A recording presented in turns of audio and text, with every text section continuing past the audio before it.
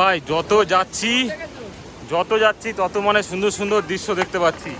আমার যদি শরীর খারাপ না হতো এতক্ষণ উপরে চলে তাই না? এপাশে যাবো, দাঁড়াও।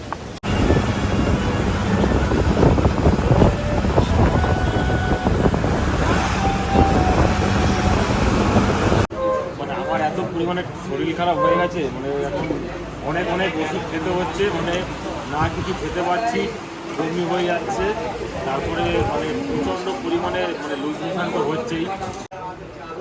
ওকে তাদের ওষুধ আবার মানে জোর আনতে হবে। আমরা দুটো মেয়ে একটা ছেলে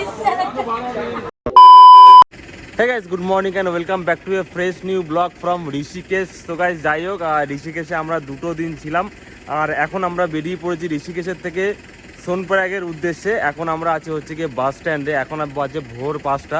তো এটা হয়েছে বাস স্ট্যান্ড, তো বাস স্ট্যান্ডে আমরা রয়েছি আর কি সোনপ্রয়াগ বা যেটা কি নাম আছে ওইখানে যাওয়ার জন্য। তারপরে ওখান থেকে পরের দিন আমাদের ট্রেকিং শুরু হবে কেদারনাথের উদ্দেশ্যে। তো অনেকটাই ভালো লাগছে, আস্তে আস্তে আমরা যাচ্ছি কেদারনাথের দিকে। আর হ্যাঁ, শরীরটা অনেকটা খারাপ ছিল, আস্তে আস্তে রিকভারি হচ্ছে। তো হয়তো ভোলেনাথের এটাই আশীর্বাদ বা এটাই ইচ্ছে যে কিনা আমরা ওখানে যেতে পারবো। তো চলো ফাইনালি এখন আমরা বাসের টিকিট কাটবো। এটা হচ্ছে আমাদের বাস, এই বাস করে আর আমাদের যেতে মোটামুটি সেই বিকেল 4টে বেজে যাবে। মানে বুঝতে পারছো, 12 থেকে 13 ঘন্টা আমাদের জার্নি করতে হবে ভাই, কিছু করার নেই। তো চলো আপাতত আমরা একটুখানি বাসের জন্য ওয়েট করব, বাসের ভিতরে ঢুকবো, তারপর তো ঘুমিয়ে পড়বো, আর কিছু দেখাতে পারবো না। ওখানে নেমে তোমাদের সাথে কথা বলবো। আমাদের বাস ছাড়তে মোটামুটি একটুখানি লেট আছে, তো তার জন্য ভাবলাম যে আমরা মোটামুটি একটু চাটা খেয়ে নিই, কারণ সকালে চা খাওয়া মানে একটা রিফ্রেশ ব্যাপার। আর এখানে শঙ্করও চা খাচ্ছে, দুধ চা, কিন্তু আমি দুধ চাটা খাবো না, যেহেতু পেটে একটু প্রবলেম হতে পারে। আমি আর সীমা খাবো হচ্ছে গিয়ে লিকার চা, আর তার সাথে আমি এরকম একটা বিস্কিট নিয়ে নিয়েছি। আর এই হচ্ছে বাস স্ট্যান্ডগুলো, এই বাস এক করে বেরোচ্ছে, আমাদের বাসগুলো সামনে আসছে। মানে অনেকটাই ভালো লাগছে, কারণ আস্তে আস্তে আমরা কেদারনাথের দিকে এগোচ্ছি। আচ্ছা, আমরা যে আজকে মোটামুটি ধরে রাখা 4টে কি 5টার সময় যে ওখানে যে পৌঁছাবো, তারপরে আমরা ওখানে রেস্ট করলাম, ঠিক আছে? না রেস্ট করবো না, জানে বাস থেকে নামবো। হ্যাঁ, বাস থেকে নামার পরে আমাদেরকে আবার 1 কিলোমিটার হাঁটতে হবে। সে হাঁটলাম, এই হেঁটে তারপরে আমাদেরকে আবার একটা ওই রকম গাড়ি ধরতে হবে। আচ্ছা 80 টাকা করে পার্সন নেবে 3 কিলোমিটার।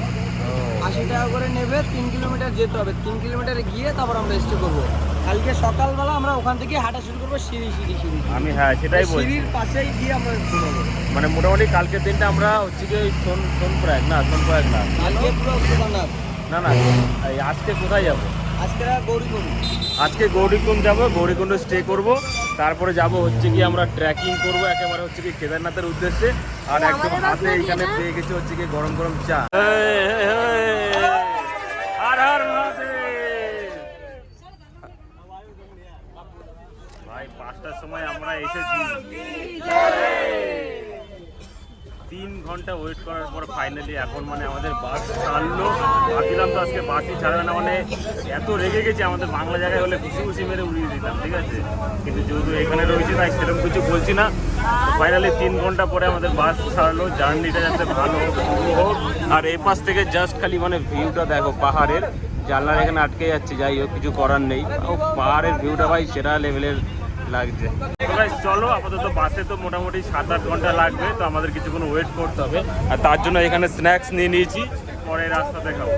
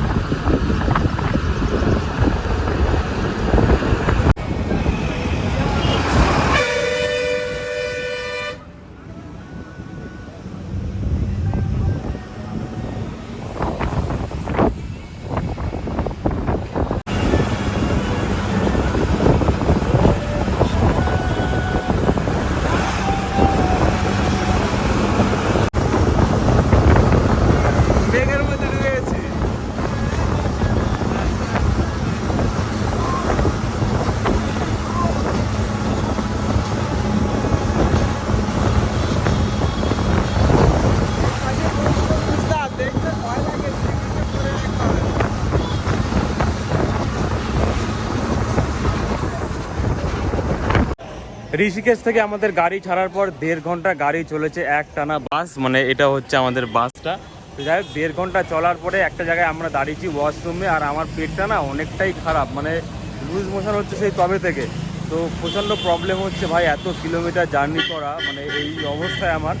যাই হোক এরকম একটা জায়গাতে আমরা দাঁড়িয়েছি, আর সামনে জাস্ট মানে তোমরা ভিউটা দেখো ভাই সাব, মানে এরকম ভিউ দেখতে হলে তো ভাই বারবার এই পাহাড়ে আসতে হবে, কিন্তু জানো কারো শরীর খারাপ না হয়, কারণ শরীর খারাপ হলে না অনেকটাই মানে এক্সপিরিয়েন্স খারাপ হয়ে যাবে। না ওই দিকটা কি আছে ভাই রে ভাই, আমার খালি শরীরটা একটু খারাপ না হলো না আরো ভালো করে ফিল নিতে পারতাম।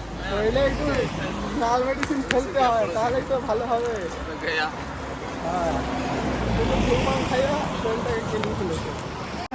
তো ঋষিকেশ থেকে আমরা বেরিয়েছিলাম, আর মোটামুটি 7.5 ঘন্টার আমরা বাস জার্নি করেছি, আর তারপরে আমরা চলেছি হচ্ছে গিয়ে এটা কোন জায়গা, না এটা গৌরীকুণ্ড।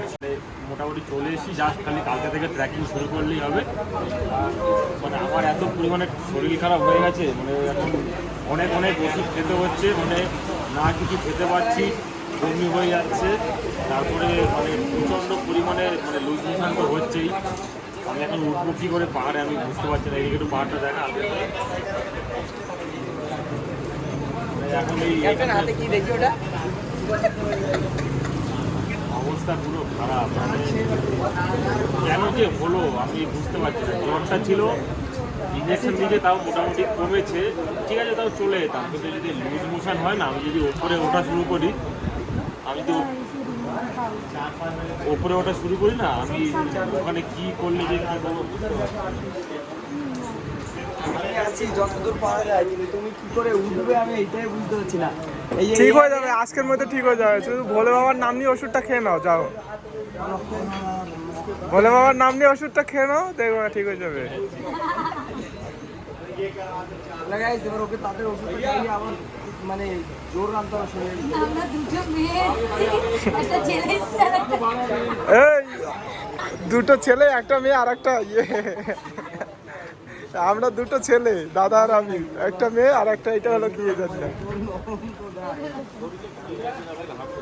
আঘাত তো দূরে থাক, মানে মাইন্ডসেটই ভালো লাগে না। চলো অনেক লেট হয়ে গেছে, এখন আমাদের লাগেজ নেই। এই মিঠুন দা, তুমি ওই ইয়েটা বার করে রাখো, ওখানে একটা রেইনকোটের মতন আছে, ওইটা বার করে রাখো, হুট করে বৃষ্টি চলে এলে পড়বা। না এইটুকু। ও আচ্ছা, এখন থেকে কিন্তু আমাদের ট্রেকিং পুরোপুরি চালু। আমি জানি না কতটা যেতে পারবো, তার কারণ অনেকটাই ভাই শরীর খারাপ লাগছে। আর এই যে দেখতে পাচ্ছ, এই রাস্তা ধরে আমরা আপাতত শুরু করে দিয়েছি, আর এইটা হচ্ছে পেছনের ভিউ। চলো দেখি যতটা যাওয়া যাক, হর হর মহাদেবের নাম করে যতটা যাওয়া যাক, যেতেই হবে, যাই হোক তাই হোক যেতে হবে।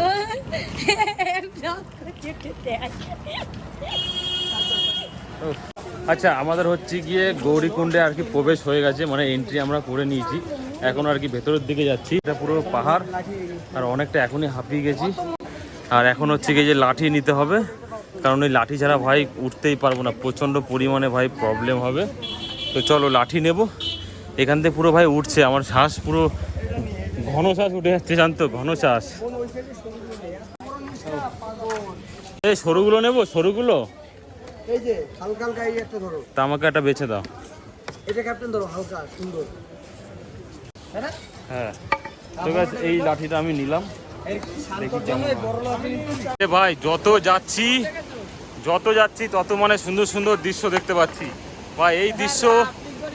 এই দৃশ্য ভাই না আসলে দেখতে পারতাম না কোনোদিনও ভাই। শুরু।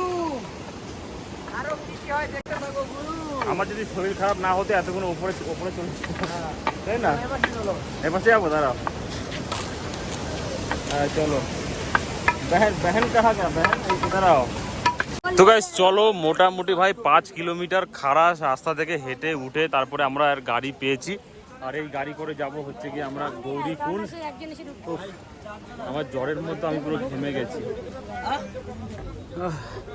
मुझे जलना के पास